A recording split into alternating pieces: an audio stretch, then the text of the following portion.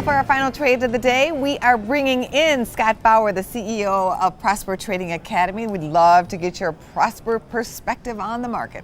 You know, we're in a real difficult place in the market right now, Angie. It's one of those spots where the market has no direction. There's no footing.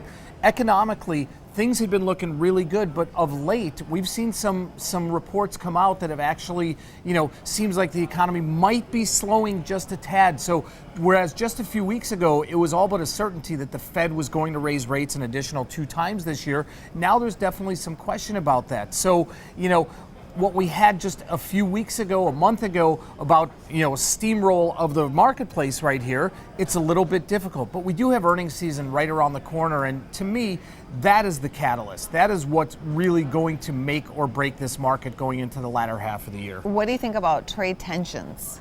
Trade tensions have definitely taken over the marketplace, but I will tell you, it's more the rhetoric, it's more the constant daily news than it is actually the substance behind it, at least at this point. Not to say that, things will not get enacted, not to say that down the road there may be some big issues, but right now it's all about the rhetoric, but the rhetoric is really upsetting the market. Well, let's get to your Prosper AI indicator, looking at Alibaba, a Chinese play. Yes, and it's great that you brought up the trade tension and tariff talk, because this stock, it's a Chinese stock, doesn't have a ton to do with the tariff issues, but nonetheless has fallen from its peak, is down right now to the 200-day moving average, which quite frankly, Angie, over the last couple of years, that 200-day moving average has been incredible support.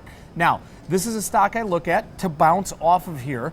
Earnings are not for another 6 weeks or so. They're the middle of August. So I'm actually buying myself some time. I'm actually taking a position here, which goes out about 6 weeks, but will expire prior to earnings, because this is more of a technical driven trade than it is on any sort of fundamentals. So what I'm doing is I'm going out to the August 3rd weekly expiration. So we've got 5 weeks or so from here, and I'm buying the 195-200 call spread. And the reason that I'm specifically choosing those strikes is because right now the expected move, the option market is expecting a move of about $15 between now and August 3rd. That's a big move. It is a big move, but that's based on the current volatility. That's what we're expecting. Now I expect that to be to the upside. That move could be to the downside as well. Sure. We're looking at the upside. So I'm targeting 200 as my short option because that's my target strike. So I'm looking to buy that 195-200 call spread for about $1.25.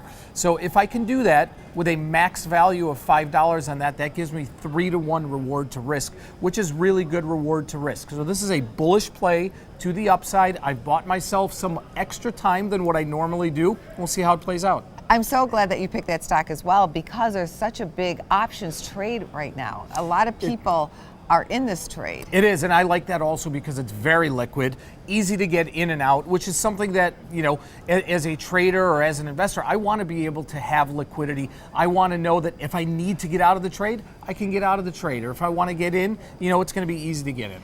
Speaking of getting in and out, what's going on with your overstock trade? You had to bring that up, didn't you? Well, we had a bullish play on overstock a few weeks ago, which actually was looking great. The stock was up about $3. Our option trade was up, probably 30 cents or so.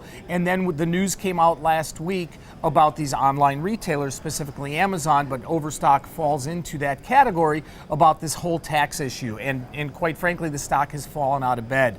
The trade is not looking great right now, Angie, but this is exactly the reason why I like to trade spreads, because I know my risk. I have defined risk in every trade I make. So you have to accept, and I certainly accept that, losing or non-winning trades are part of what we do. This is one of those right now. I still have some time. If the stock recovers, it's probably not likely, and I will take my loss on it. But again, it's all about reward to risk and knowing your risk, defining your risk, and that's exactly what we do.